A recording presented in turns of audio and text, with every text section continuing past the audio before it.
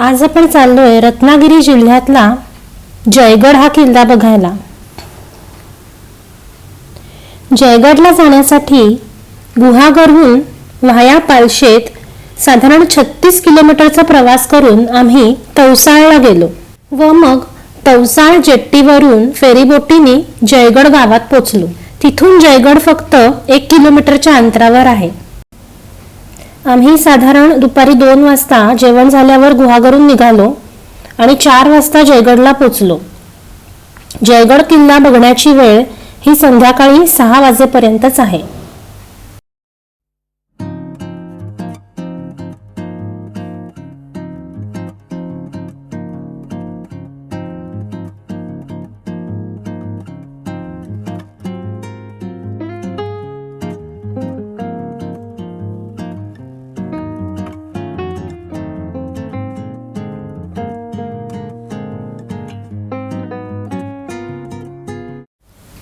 जयगड हा जलदुर्ग असून त्याची उंची समुद्र सपाटीपासून सुमारे 200 फूट एवढी आहे। हा किल्ला भारतीय पुरातत्व सर्वेक्षण विभागाच्या अखत्यारीत असून त्यास संरक्षित स्मारक म्हणून घोषित करण्यात आले आहे। शत्रूपासून बचावासाठी बालेकिल्ल्याचे मुख्य प्रवेशद्वार गोमुखी आहे। जयगड किल्ल्याचे एकूण क्षेत्र 12 एकर एवढे आहे। बालेकिल्ल्यास 13 व परकोटास 16 बुरुज आहेत। किल्ल्याचे संपूर्ण बांधकाम जांभ्या दगडात केलेले आहे। बालेकिल्ल्यामध्ये गणपती मंदिर, हनुमान मंदिर, किल्लेकर बाबा समाधी, दारुगोळा कोठार, घोड्याची पागा, विहिरी, पहारेकऱ्यांच्या देवड्या, राजवाडा, सभागृह, तलाव अशा प्रकारच्या वास्तू व त्यांचे अवशेष पाहायला मिळतात। जयगड हा किल्ला 13व्या शतकात शिलाहार कालखंडात राजा भोज याने बांधला असावा असे संदर्भीय माहितीवरून दिसून येते।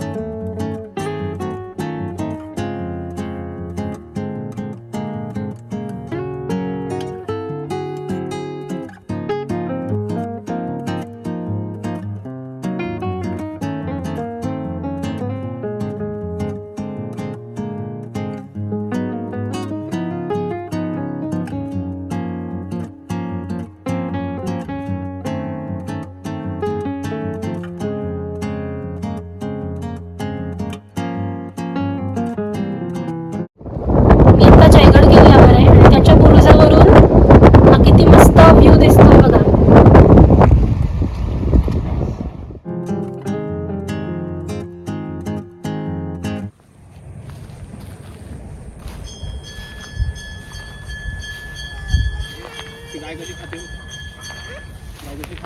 किल्ले बांधणीच्या वेळी वारंवार व्यत्यय येत होता।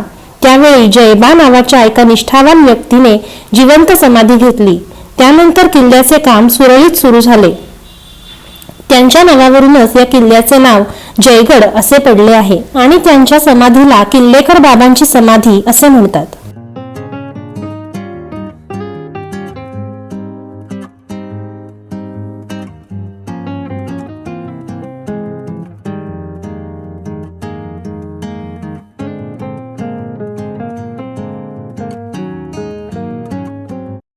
किल्ल्याचा संपूर्ण इतिहास व माहिती सांगणारा हा एक फलक इथे किल्ल्यावर लावण्यात आलाय.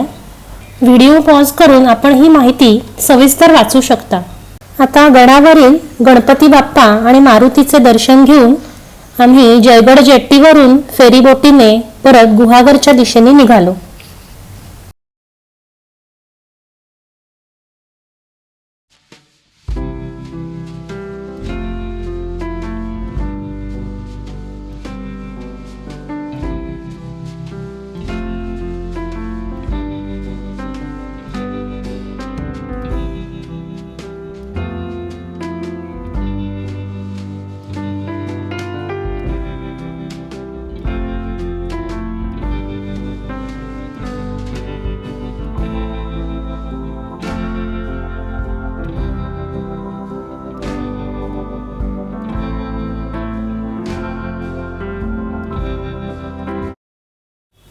आणि हा गुहागरचा समुद्र किनारा रात्रीच्या वेळी असा दिसतो. व्हिडिओ कसा वाटला हे मला कमेंट्समध्ये नक्की सांगा. आवडला असेल तर लाईक करा आणि चॅनलला प्लीज सबस्क्राईब करा.